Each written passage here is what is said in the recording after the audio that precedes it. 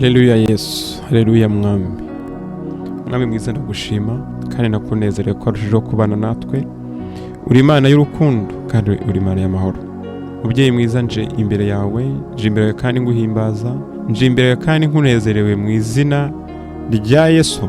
Uwiteka ndatura kuri Imana yera, Uwiteka ndatura kuri Imana yonyine mwami mwiza. Hari ibyigize ngo nibigirwamana, hari ibyo bazambuye ngo ni Imana, ariko ibyo byose ndatura ko atari Imana ibyo byose. Imana y'ukuri ni Yahwe, Imana y'ukuri ni Imana yo mu ijuru mu izina rya Yesu. Uwiteka Mana y'ukuri nje imbere yawe kandi ntago nje njyenyine, nje ndi mu isezerano kandi nje nemeranya n'unteze amatwi kano ka mwanya. Wowe uteze amatwi nimba wemeranya nanjye ko tugiye imbere y'Uwiteka mu isezerano, ndagira ngo uvuge ngo amen. Uwiteka rero uhabwe icyubahiro, Uwiteka icyubahiro ni cyawe none n'iteka ryose, kandi ijambo ryawe rirambwira ngo aho ababiri cyangwa batatu bateraniye bavuga izina ryawe, Uwiteka uri kumwe nabo. Turakwinginze ngo UmwukaWera abane natwe, turakwinginze mwami mwiza ngo UmwukaWera ari utuyobora, UmwukaWera kandi aba ari uturwanirira mu izina rya Yesu. Data nizereye mu ijambo ryawe riri muri Zaburi ya 62. Ndatura ko ku Mana honyine ariho mbonera ihumure. Uwiteka Mana y'ukuri, ndatura ko kuri wowe ariho mbonera ihumure honyine, kandi mu izina rya Yesu. Uwiteka niwe nkesha agakiza, Uwiteka niwe wenyine rutare runkingira, kandi Uwiteka niwe mukiza wanjye, Uwiteka kandi niwe buhungiro bwanjye. Ndatura mu izina rya Yesu ko nta cyabasha kumpungabanya, kuko Uwiteka ari igihome cy'inkingiro. Uyu munsi ndabwira urubyaro rwa Beliyawo, abarozi, abapfumu, bamwe bagambanira abana b'Imana, bamwe bashyize imivumo ku buzima bwacu, bamwe bagambana amanywa n'ijoro kugira ngo bahirike ubuzima bw'abana b'Imana. Ndababwira nti mwabatera abandi mwese mwe, muzageza ryari kudutembagaza? Muradutembagaza nk'abahiri ku rukuta ruhengamye cyangwa abahiri ku ruzitiro rusukuma, ariko ndatura mu izina rya Yesu ko Uwiteka aturinda muri byose. Uwiteka aturinda muri byose mu izina rya Yesu. Mugambira kudukura mu myanya Uwiteka yadushyizemo, mwishimira kubeshya, mubwiza abantu akarimi keza, nyamara urwango rubashengura umutima. Ariko ndatura ko nta zindi mbaraga zindi zibakoresha uretse kari imbaraga z'umubiri. Niyo mpamvu mu izina rya Yesu ndatura ko nta kintu muzigera mugeraho. Abana b'Imana uyu munsi wa none tuhagurukiye kubarwanya mu izina rya Yesu. Ijambo ry'Imana rirambwira ngo murwanye Satani azabahunga, kandi mwegere Uwiteka n'abazabegera. Imbaraga z'umwijima, imbaraga z'ikibi, imbaraga z'abadayimoni, imbaraga zanduye zahagurukiye kurwanya abana b'Imana, izo mbaraga zose duhagurukiye kuzirwanya mu izina rya Yesu.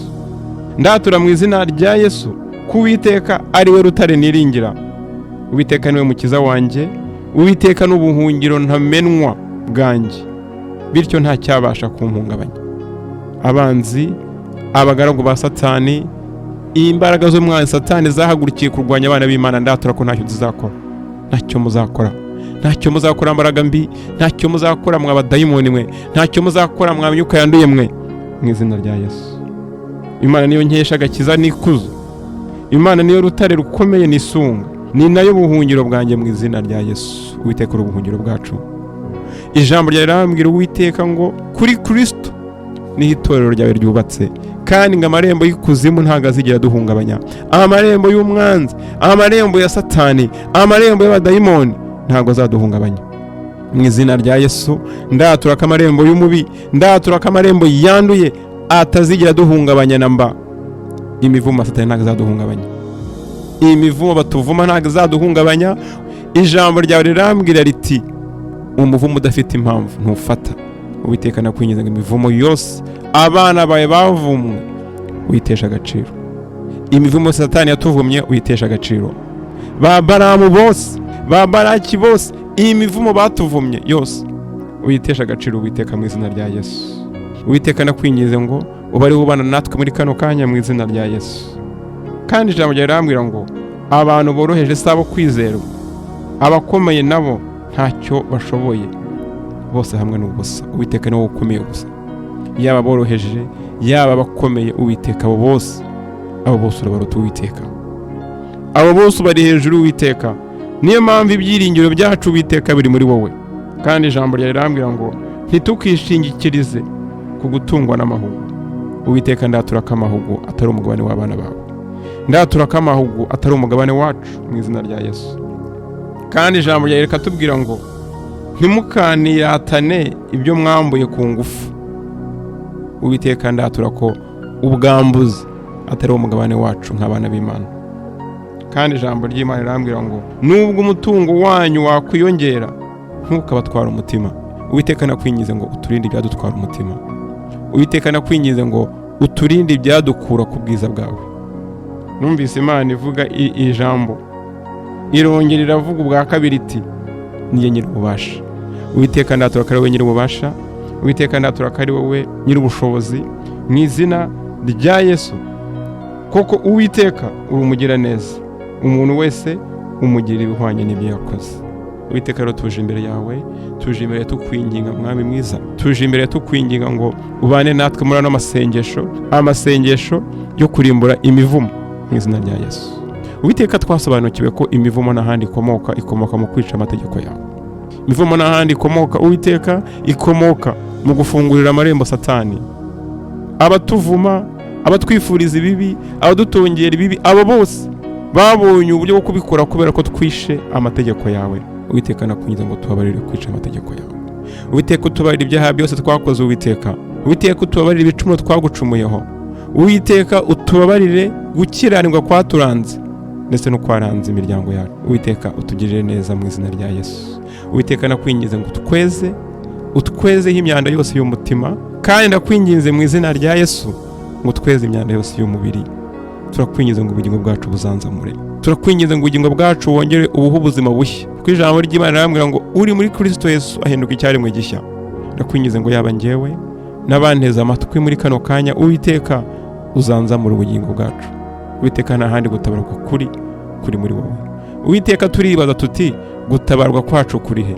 Ariko ijambo ryawe rirambwira riti gutabarwa kwacu kuri muri wowe Uwiteka. Uwiteka, bari wodutabara. Uwiteka, bari wotugirira neza mu izina rya Yesu. Kandi Uwiteka, twasobanukiwe neza ko ubu buzima turebesha amaso ari ubuzima bw'akanya gato, n'ubuzima bushira. Kuko Umwami Yesu yaravuze ngo duha agaciro ibidashira. Uwiteka, nakwinginze ngo uduhe gusobanukirwa ijambo ryawe, uduhe gusobanukirwa ubutware Umwami Yesu yaduhaye, uduhe gusobanukirwa Mwami mwiza amasezerano Umwami Yesu yaduhaye. Twe kurangazwa n'iby'isi, twe kurangazwa n'imitungo y'isi, twe kurangazwa n'ibishira, ahubwo Uwiteka duha agaciro ibidashira. Kuko Umwami Yesu yaravuze ngo byamarira icyo umuntu gutunga byose ariko akabura ubugingo. Uwiteka, nakwinginze ngo uduhe ubugingo mu izina rya Yesu. Uwiteka, ndatura ijambo ryawe riri mu Bagalatiya 3:13, ijambo rimbwira yuko twabatuwe umuvumo w'amategeko binyuriye mu maraso y'Umwami Yesu Kristo. Mu izina rya Yesu ndatura ko ndi urubyaro rwa Aburahamu, kandi ndatura yuko nanjye imigisha ibonerwa muri Aburahamu nyakiriye mu izina rya Yesu. Nakiriye imigisha iri muri Aburahamu nk'uko biri mu Bagalatiya 3:14 mu izina rya Yesu. Uwiteka, ijambo ryawe mu Gutegeka kwa 2:11 ijambo ryawe riratubwira ngo duhitemo hagati y'imigisha n'imivumo, hagati y'urupfu ndetse n'ubuzima. Uwiteka, duhisemo umugisha. Uwiteka, duhisemo ubuzima. Urupfu turarwanze, imivumo turayanze mu izina rya Yesu. Uwiteka, mu izina rya Yesu mpagurukiye kurimbura mu izina rya Yesu iyi mivumo yose ya karande iri ku buzima bwanjye, imivumo yo gukiranirwa, imivumo yo kutumvira ijambo ryawe, iyo mivumo yose yakomotse ku byaha by'abakurambere nitandukanyije nabyo mu izina ry'Umwami Yesu. Uwiteka, nakwingize ngo mbabarire ibyaha by'abakurambere byose, ibyaha byose abakurambere bacu bakoze. Uwiteka, ubitubabarire, utubabarire ibyaha bakoze byo kubandwa mu izina rya Yesu. Twitandukanyije n'izo mandwa, twitandukanyije n'izo mandwa z'ikuzimu, twitandukanyije n'ibyo Imana bakoreye, twitandukanyije n'imyuka y'ikuzimu bakoreye mu izina rya Yesu. Turatura ko izo ntago ari imana zacu, nubwo basinyanye amasezerano, nubwo basinyanye ibiki, ariko Uwiteka, twitandukanyije nabyo. Ijambo ryawe rirambwira muri Ezekiyeli ngo umwana wawe niyatura akemera kuva mu byaha agahindukira akareka inzira z'ababyeyi be n'abasekuruza be, uzamuha kubaho. Uwiteka, natwe twitandukanyije n'ibyo byangwa n'amaso yawe abasekuruza bacu bakoze. Turatura ko Uwiteka ari we Mana yacu, turatura ku mwami Yesu Kristo ari we mwami wacu, kandi turatura ku Mwuka Wera we mugenga wacu. Twitandukanyije n'imana zanyu, twitandukanyije n'izo mana zikuzimu bakoreye, twitandukanyije n'ibigirwamana byose bakoreye mu izina rya Yesu. Twitandukanyije nabyo mu izina rya Yesu. Kandi Uwiteka, ndarimbura imivumo yose iri ku buzima bwacu aho yaba yaravuye hose. Imivumo iri ku buzima bwacu aho yaba ikomoka hose, turayirimbuye mu izina rya Yesu. Turayirimbuye mu izina rya Yesu. Aho yaba ikomoka hose, yaba ikomoka mu nzu za ba data, yaba ikomoka kuri ba data, yaba ikomoka kuri ba mama, iyo mivumo yose irimbuke mu izina rya Yesu. Imivumo yo mu muryango mugari, iyo mivumo yose nirimbuke mu izina rya Yesu. Imivumo yo mu gisekuru nirimbuke mu izina rya Yesu. Uwiteka tuzanye ibisekuru byacu gusubiza inyuma kugeza kuri Adamu, kugira ngo Uwiteka utweze udutandukanye n'iyo mivumo yose mu izina rya Yesu. Mu izina ry'umwami Yesu turitandukanya n'iyo mivumo yose, turitandukanya n'ayo masezerano yose, turitandukanya n'ibyo bikorwa byose byabaranze bidahesha Imana icyubahiro. Muve ku buzima bwacu. Twitandukanyije namwe imyuka mibi, imyuka yisanisha, imyuka ikurikirana umuryango, imyuka ikurikirana abagize umuryango igambiriye kubagirira nabi. Twitandukanyije namwe, twitandukanyije namwe mu izina rya Yesu. Uwiteka ijambo ryawe rirambwira ngo ntitukemerere umwuka w'ubupfumu kuba mu bana b'Imana. Umwuka w'ubupfumu twitandukanyije nawo mu izina ry'umwami Yesu, ndetse n'imivumo ikurikira umwuka w'ubupfumu twitandukanyije nawo. Twitandukanyije n'iyo mivumo yose mu izina rya Yesu. Uwiteka ndatura yuko umwuka w'ubupfumu ari imbaraga zanduye, ari imbaraga zashyiriweho kurwanya abana b'Imana, ni imbaraga zashyiriweho kurimbura abana b'Imana, ni imbaraga zashyiriweho kuyobya abana b'Imana. Umwuka w'ubupfumu turakwirukanya mu izina rya Yesu. Intebe bakwicajeho, aho wicaye ariho hose, ibicaniro bakuzamuriye turabisenya mu izina rya Yesu. Nkuko Gideyoni yasenye ibicaniro byo mu nzu ya se, agasenya ibicaniro byubakiwe Baal, natwe dusenya ibicaniro byubakiwe ibigirwamana, ibicaniro byubakiwe umwuka w'ubupfumu turabisenya mu izina rya Yesu. Rimbuka Satani mu izina rya Yesu. Break even right now in the name of Jesus. Rimbuka nonaha, rimbuka nonaha uve ku buzima bwacu umwuka w'ubupfumu, umwuka w'ubupfumu, umwuka wo kuroga, umwuka w'uburaguzi. Twitandukanyije namwe, twitandukanyije nawe mu izina rya Yesu. Uwiteka utubabarire kwizerera mu bupfumu bushingiye ku nyenyeri, ibyo bita ngo ni horoscope. Twitandukanyije nabyo mu izina rya Yesu. Twitandukanyije na horoscope mu izina rya Yesu. Ni ubupfumu. Uwiteka twitandukanyije n'ubupfumu bureba mu biganza, bureba imirongo mu biganza. Twitandukanyije n'ubwo bupfumu. Twitandukanyije n'uburaguzi, fortune telling. Twitandukanyije nabwo mu izina rya Yesu. Twitandukanyije n'iyo mivumo mu izina rya Yesu. Twitandukanyije kandi n'imiryango y'ibanga. Twitandukanyije n'imiryango y'ibanga, abasekuruza bacu cyangwa imiryango yacu yifatanyije n'imiryango y'ibanga. Twitandukanyije n'iyo miryango. Twitandukanyije na Illuminati mu izina rya Yesu. Twitandukanyije n'abafurimason mu izina rya Yesu.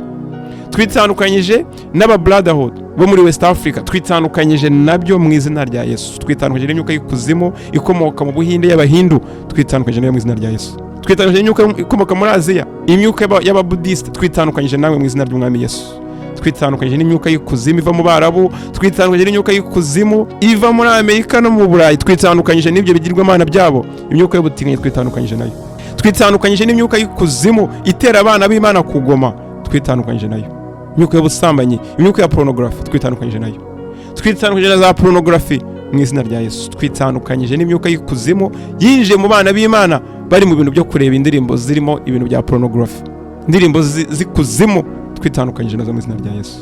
Twitandukanyije n'iyo mihango y'umwijima, twitandukanyije n'iyo migenzo y'umwijima mu izina rya Yesu. Kandi imivumo yose ikurikira ibyo bikorwa, Uwiteka turakwinjiza ngo idukuriho mu izina rya Yesu. Uwiteka turakwinjiza ngo utubabarire nyagasani ubwibone, utubabarire ubwibone, utubabarire kwigomeka. Kandi imivumo ikurikira ubwibone, Uwiteka nakwinjiza ngo iyo mivumo idukuriho. Ijambo ry'Imana rirambwira ngo ubwibone naho butandukaniye no gusenga ibigirwamana, kandi kwigomeka ntaho bitandukaniye n'ubupfumu, kuko umwibone n'ubundi aba yumva ari ikigirwamana, kandi kwigomeka bikomoka kuri Satani. Uwiteka nakwinjiza ngo tubabarire umwuka w'ubwibone, umwuka wo kwigomeka. Va ku buzima bwacu, va ku buzima bwacu nonaha mu izina ry'umwami Yesu. Ijambo ry'Imana rirambwira ngo Satani nta kindi kimugenza uretse ibintu bitatu: uretse kwiba, uretse gusenya, uretse no kwica. Nta kindi kimugenza. Niyo mpamvu umwuka wa rushenyi, umwuka ugenzwa no gusenya imiryango, turaburimbuye mu izina rya Yesu. Rimbuka. Kandi umuvumo wo gusenyuka kw'imiryango turaburimbuye mu izina rya Yesu. rimbuka. Umuvumo usenya imiryango, rimbuka. Umuvumo wahagurukiye gusenya ingo, rimbuka nonaha. Umuvumo wahagurukiye gutatanya abavandimwe, rimbuka nonaha. Umuvumo wahagurukiye gutatanya abana b'Imana, rimbuka nonaha. Umuvumo warushenye, yaba ari kudusenya mu bitekerezo, yaba ari kudusenya mu kazi dukora, yaba ari gusenya imiryango yacu, yaba ari gusenya ubuzima bwacu, rimbuka wa muvumo. Rimbuka mu izina rya Yesu. Duhagurukiye kukurwanya, kuko ijambo ry'Imana riratubwira ngo turwanye Satani azaduhunga. Twitandukanyije namwe mu izina rya Yesu. Turatura ko ubuzima bwacu butazasenywa. Turatura kandi yuko ubuzima bwacu bwubatse ku rutare. Ubuzima bwacu, imibereho yacu n'ibyacu bikingiwe mu gihome gikomeye ari cyo umwami wacu Yesu Kristo. Nimurimbuke mu izina rya Yesu. Ndarimbura imivumo y'uburwayi. Imivumo y'uburwayi budakira ndayirimbura mu izina rya Yesu. Imivumo ya za diabete ndayirimbura mu izina rya Yesu. Imivumo ya za kanseri ndayirimbura mu izina ry'umwami Yesu. Rimbuka nona. Imivumo y'indwara zo mu mutwe ndayirimbura mu izina rya Yesu. Imivumo idukurikirana, ngira indwara ababyeyi bacu barwaye, ngira indwara abavandimwe bacu barwaye, ngira indwara abasekuruza bacu barwaye, zidukurikirane. Iyo mivumo nirimbuke. Rimbuka nona Satani mu izina rya Yesu. Rimbuka twitandukanyije namwe, tubimye icumbi ku buzima bwacu. Ntabwo ubuzima bwacu ari icumbi ry'indwara. Ntabwo ubuzima bwacu ari icumbi ry'indwara. Muve ku buzima bwacu. Muve ku buzima bwacu nona mu izina rya Yesu. Twitandukanyije n'ubumuga. Twitandukanyije no kumugara. Mu izina rya Yesu. Ubumuga bwo kutumva twitandukanyije nawe. Ubumuga bwo kutareba twitandukanyije nawe. Ubumuga bwo kutavuga twitandukanyije nawe. Ubumuga bwo mu mutwe twitandukanyije nawe mu izina rya Yesu. Schizophrenia rimbuka nona mu izina rya Yesu. Rimbuka mu izina rya Yesu. Schizophrenia rimbuka mu izina rya Yesu. Double mindedness break now. Break in the name of Yeshua Jesus Christ. Break now. Scatter now. Be roasted now. Rimbuka mu izina ry'umwami Yesu. Rimbuka, rimbuka, rimbuka, rimbuka. Kayuka nona mu izina rya Yesu. Kayuka Satani, kayuka imbaraga z'umwijima, imbaraga z'ubumuga mu izina rya Yesu. Nizirimbuke nona. Nizirimbuke nona. Wowe nteza amatwi, indwara yose waba urwaye, atura mu izina rya Yesu ko atari wo mugabane wawe. Ntago ari wo mugabane wawe. Umugabane wawe ntago ari uburwayi. Umugabane wawe ntago ari uburwayi mu izina rya Yesu. Uburwayi ndaburimbuye mu izina rya Yesu Kristo Yeshua. Ijambo ry'Imana rambwira ngo icyo nzahambira mu isi no mu ijuru kizahambirwa. Ndaguhambire waba urwayi we, ndaguhambire waba umuga we, ubumuga bukomoka hose, imivumo y'ubumuga n'uburwayi twitandukanyije nawe mu izina rya Yesu. Rimbuka nona. Rimbuka nona. Rimbuka nona mu izina rya Yesu.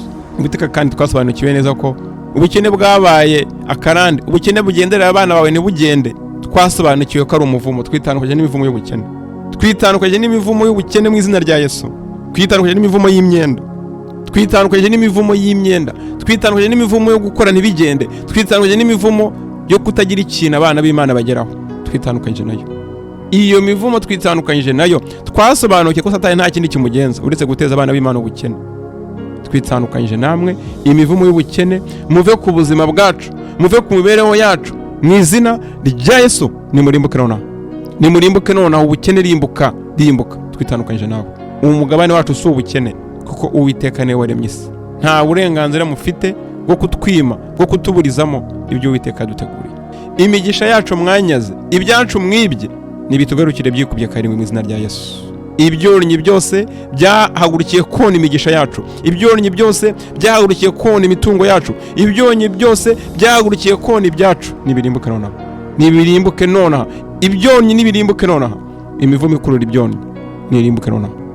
Rimbuka nona mu izina rya Yesu. Rimbuka Satani, rimbuka imbaraga z'umwijima, rimbuka nona. Ndarimbura umuvumo w'icyangire. Umuvumo w'icyangire uri ku bana b'Imana ndaburimbura nona. Icyangire va ku buzima bwacu. Ndatura ko tutaremanywe icyangire, ahubwo twaremanywe urukundo ruri muri Kristo Yesu. Icyangire va ku buzima bwacu, ntago umugabane wacu ari ukwango. Va ku buzima bwacu ndakurimbuye mu izina rya Yesu. Ndarimbura kandi mu izina rya Yesu umuvumo wose wa Yezebeli nahawe. Imivumo ikurikirana abana b'Imana, imivumo ihagurukira kurimbura abahanuzi, imivumo ihagurukira kurimbura abana b'Imana, umuvumo wa Ahabu na Yezebeli bikurikirana Eliya ndabirimbura mu izina rya Yesu. Ndatura ko uburinzi bw'abana b'Uwiteka buri mu Uwiteka. Ahabu na Yezebeli umwuka wanyu nurimbuke nona. Umwuka wanyu nurimbuke nona mu izina rya Yesu. Ndaburimbura nona. Umuvumo wo gutandukana kw'ingo, umuvumo wa za divorce ndaburimbura nona mu izina rya Yesu. Ntago umugabane w'abana b'Imana ari za divorce. Umuvumo w'ubusambanyi, umuvumo wo guharika ndaburimbura mu izina rya Yesu. Twitandukanyije n'uwo muvumo. Abasekuruza bacu nubwo bagiye mu by'ubuharike, nubwo bagiye bajya mu by'ubutane, ariko twitandukanyije nabyo. Turatura ko Uwiteka agomba gukomeza ingo zacu. turatura ko Uwiteka agomba gukomeza imiryango yacu, turatura ko Uwiteka ari we rutare ingo zacu zishinzeho mu izina rya Yesu. Umuvumo rero utandukanye abana b'Imana, umuvumo utandukanye imiryango, rimbuka nonaha mu izina rya Yesu. Rimbuka umuvumo w'ubusambanyi, umuvumo w'ubuhehesi, ndaburimbura mu izina rya Yesu. Imivumo igenda yirukanka ihagarara ku bana b'Imana ngo ibatere ubuhehesi, rimbuka nonaha. Rimbuka ntabwo wari wo mugabane wacu, rimbuka mu izina rya Yesu. Umuvumo w'urujijo, umuvumo w'indwara zo mu mutwe, rimbuka nonaha mu izina rya Yesu.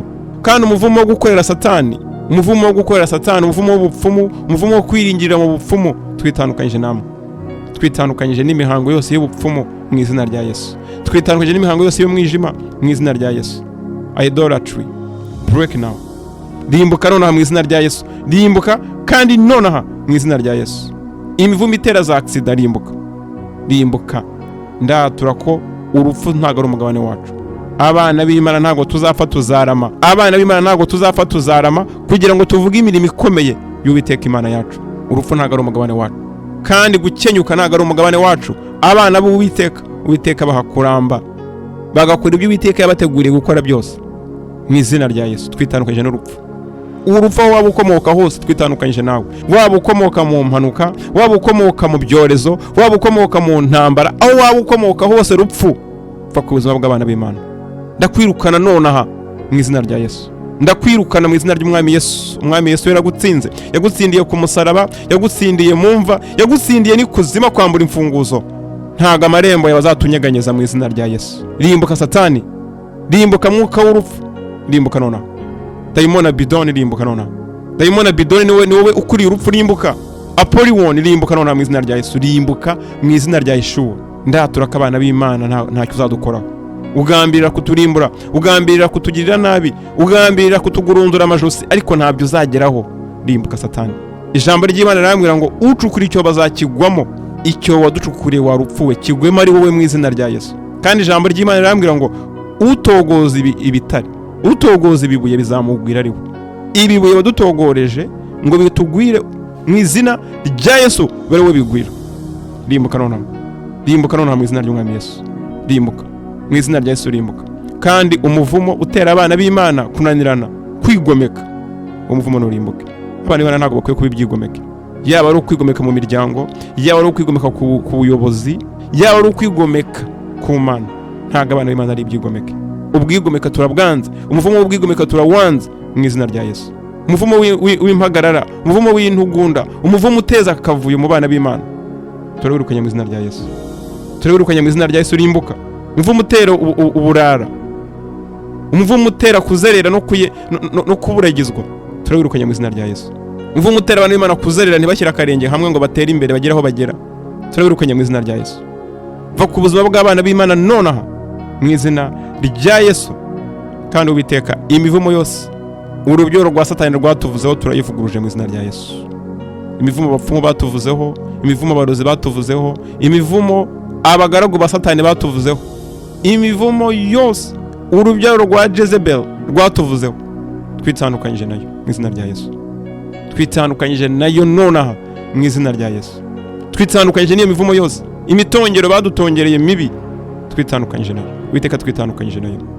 Uwiteka, twitandukanyije na ba Baramu bose aho bava bakagera, twitandukanyije nabo. Kandi turatura ko imivumo yabo nta kizigira idukuraho, kuko umuvumo udafite impamvu ntufata mu izina rya Yesu. Kandi amagambo mabi, amagambo y'urucanege, amagambo yo kutwifuriza ibibi, ayo yose turayavuguruje mu izina rya Yesu. Kandi Uwiteka, twebwe turabarusi, tubifurije imigisha, tubakimba baza imbere yawe abatwifurije ibibi, abaduhohoteye, abatuvumaguye, twebwe turabaruse, tubakiye imigisha imbere yawe. Uwiteka, ubahe umugisha, Uwiteka ubahe kurama no kuramba n'imiryango yabo mu izina rya Yesu. Abatwifurije ubukene, Uwiteka ubahe gutera imbere. Abatwifurije urupfu, Uwiteka ubahe kuramba. Abatwifurije kudashaka, Uwiteka ingo zabo zikomeze mu izina rya Yesu. Abatwifurije kuburagizwa, Uwiteka ubahe gutuza.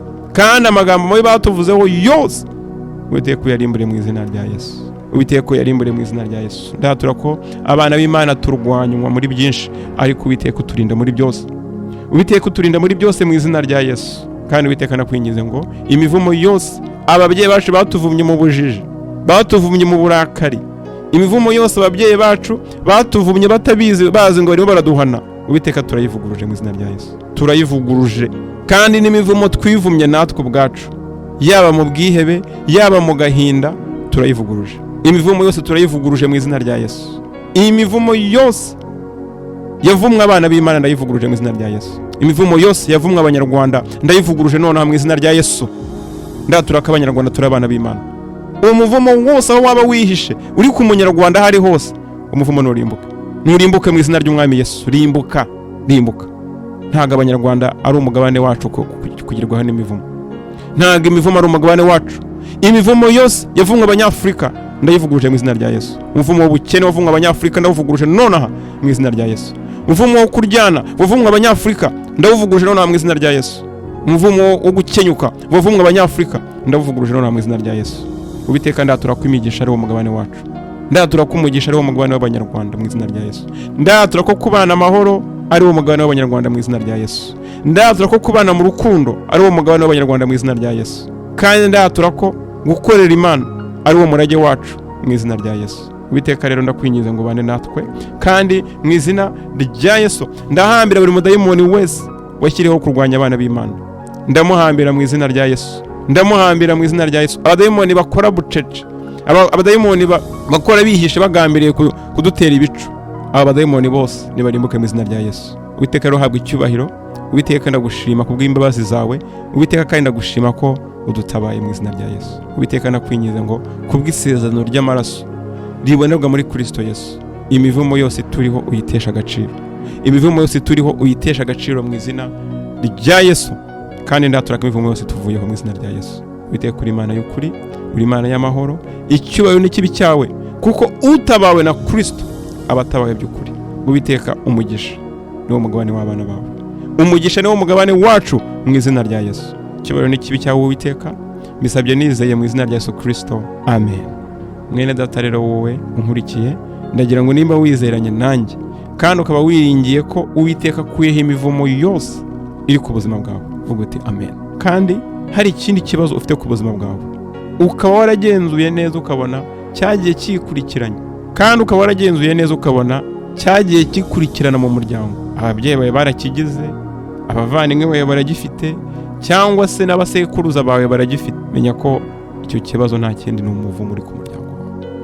Uyu munsi rero urageze kugira ngo uhaguruke, uwo muvumo uvuguruze mu izina rya Yesu. Ijambo ribi ryakuvuzweho ugomba kuhaguruka ukarivuguruza mu izina rya Yesu. Ijambo ry'Imana rirambwira muri Yobu 22:28, nzavuga ijambo rizabaho kandi umucyo uzarasira inzira zanjye.